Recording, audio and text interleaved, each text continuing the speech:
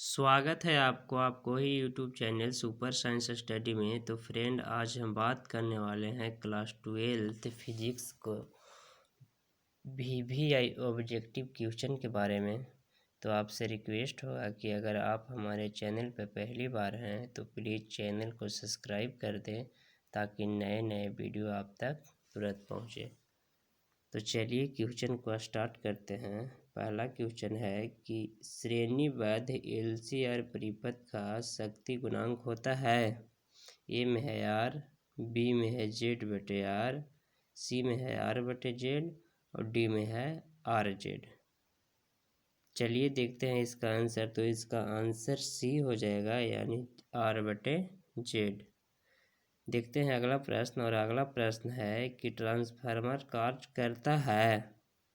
ए में है केवल DC, बी में है केवल AC, सी में है दोनों और डी में है इनमें से कोई नहीं। तो इसका आंसर देखते हैं। तो इसका आंसर हो जाएगा ए, यानी केवल AC। चलिए देखते हैं अगला प्रश्न। और अगला प्रश्न है कि ट्रांसफार्मर का क्रोड बनाने के लिए सबसे उपयुक्त पदार्थ निम्नलिखित में से कौन है। तो 4 ऑप्शन है आपको पास, इसमें से आंसर देना है। तो चलिए देखते हैं इसका आंसर। तो इसका आंसर हो जाएगा ए, यानी मुलायम इस्पात। चलिए देखते हैं अगला प्रश्न। अगला प्रश्न है कि एक प्रत्यावर्ती धारा की शिखर वोल्टता 440 वोल्ट है, इसकी आभासी वोल्टता होगी। तो 4 ऑप्शन है आपको पास, इसमें से आपको आंसर चूज करना है। तो चलिए देखते हैं इसका आंसर। तो इसका आंसर हो जाएगा सी, यानी 220√2 वोल्ट।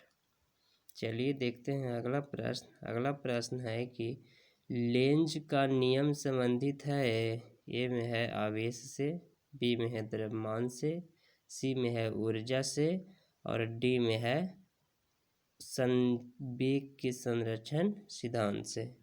तो इसका आंसर हो जाएगा सी, यानी ऊर्जा से। तो चलिए देखते हैं अगला प्रश्न। और अगला प्रश्न है कि प्रतिघात का मात्रक है। 4 ऑप्शन है आपको पास। ए में है हेनरी, बी में है ओम, सी में है फैराडे और डी में है एम्पियर। तो इसका आंसर हो जाएगा बी, यानी ओम। देखते हैं अगला प्रश्न। अगला प्रश्न है प्रश्न नंबर 7 कि किसी LCR परिपथ में ऊर्जा का क्षय होता है। किसी LCR परिपथ में ऊर्जा का क्षय होता है। 4 ऑप्शन है आपको पास। ए में है प्रेरकत्व में, बी में है प्रतिरोध में, सी में है संधारित्र में और डी में है सभी में। तो इसका आंसर हो जाएगा बी, यानी प्रतिरोध में। तो चलिए देखते हैं अगला प्रश्न। अगला प्रश्न है कि तप्त तार अमीटर मापता है प्रतिवर्ती धारा का। ए में है उच्चतम मान, बी में है औसत मान, सी में है वर्ग माध्य मूल मान और डी में है इनमें से कोई नहीं। तो इसका आंसर हो जाएगा सी, यानी वर्ग माध्य मूल मान। तो चलिए देखते हैं अगला प्रश्न। अगला प्रश्न है कि ट्रांसफार्मर के क्रोड को रखा जाता है रोकने के लिए। ए में है ऊर्जा क्षय, बी में है द्रव्यमान क्षय, सी में है आवेश क्षय और डी में है इनमें से कोई नहीं। तो इसका आंसर हो जाएगा ए, यानी ऊर्जा क्षय। चलिए देखते हैं अगला प्रश्न। प्रश्न नंबर 10 कि प्रेरण कुंडली जनित्र होता है। ए में है प्रबल धारा, बी में है उच्च वोल्टता, सी में है अल्प धारा, डी में है अल्प वोल्टता।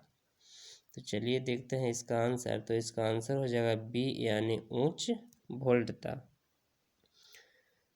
अगला क्वेश्चन है क्वेश्चन नंबर 11 कि प्रतिवर्ती धारा का ऊष्मीय प्रभाव है। ए में है ऊष्मन जूल ऊष्मन, बी में है पेल्टियर ऊष्मन, सी में है थॉम्सन प्रभाव और डी में है इनमें से कोई नहीं। तो इसका आंसर हो जाएगा ए, यानी जूल ऊष्मन। चलिए देखते हैं अगला प्रश्न। अगला प्रश्न है कि चोक कुंडली का शक्ति गुणांक है। ए में है 90, बी में है 0, सी में है 1 और डी में है 180।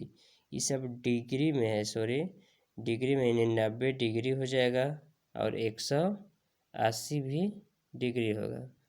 तो चलिए देखते हैं इसका आंसर। इसका आंसर है बी यानी 0। अगला प्रश्न है कि संधारित्र का शक्ति गुणांक होता है, ए में है 90 डिग्री, बी में है 1, सी में है 180 डिग्री और डी में है 0। तो इसका आंसर हो जाएगा डी यानी 0। तो चलिए देखते हैं अगला प्रश्न। अगला प्रश्न है कि लंबी दूरी तक शक्ति संप्रेषण के लिए प्रयुक्त ट्रांसफार्मर संप्रेषण केंद्र पर होना चाहिए। ए में है उच्च चाबी, बी में है अपचाई, सी में है दोनों, डी में है इनमें से कोई नहीं। तो इसका आंसर हो जाएगा ए यानी उच्च चाबी। चलिए देखते हैं अगला प्रश्न। अगला प्रश्न है कि एक प्रदीप्त लैंप में चूक का उद्देश्य है। तो 4 ऑप्शन है आपको पास। ए में है धारा को बढ़ाना, बी में है धारा को घटाना, सी में है किसी क्षण पर वोल्टेज को बढ़ाना और डी में है इनमें से कोई नहीं। तो इसका आंसर हो जाएगा बी यानी धारा को घटाना। चलिए देखते हैं अगला प्रश्न। अगला प्रश्न है कि प्रतिघात का ऐसा ही मात्रक है। तो प्रतिघात का ऐसा ही मात्रक ओम होता है, ये तो सबको पता है।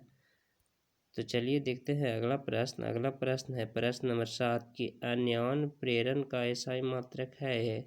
तो अन्योन प्रेरण का ऐसा ही मात्रक हेनरी होता है, ये सबको मालूम है। तो चलिए देखते हैं प्रश्न नंबर 18। तो 18 में कह रहा है कि निम्नलिखित में कौन सा नियम ऊर्जा संरक्षण के नियम पर आधारित है। ए में है लेंज नियम, बी में है फैराडे का विद्युत विच्छेदन नियम, सी में है एम्पियर का नियम और डी में है इनमें से कोई नहीं।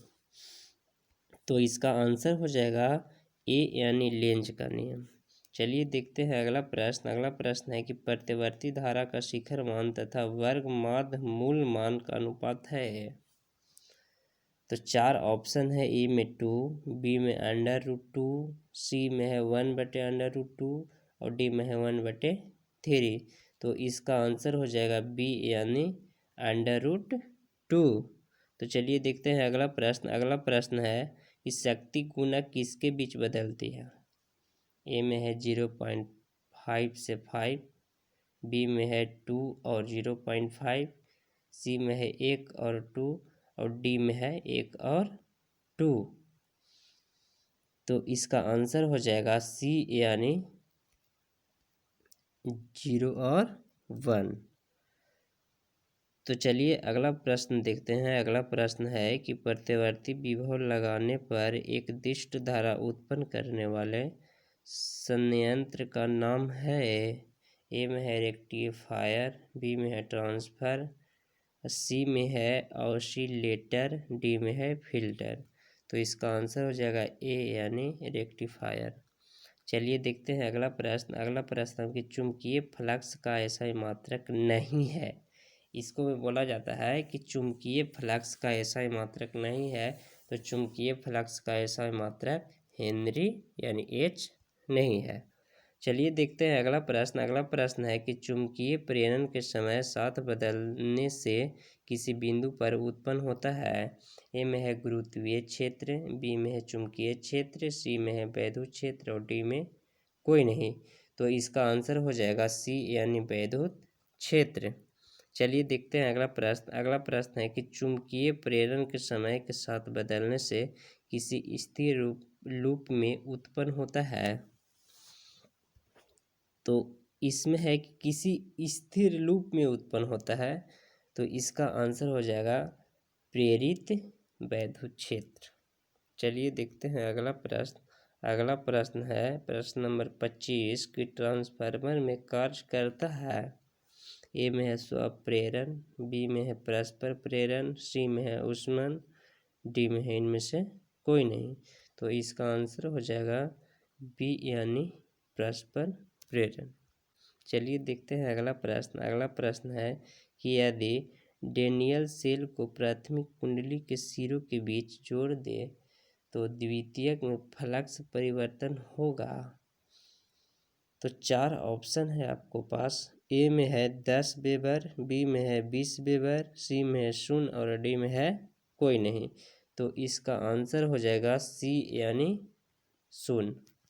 चलिए देखते हैं अगला प्रश्न, प्रश्न नंबर 27 कि मैगलेब उपयोग होता है।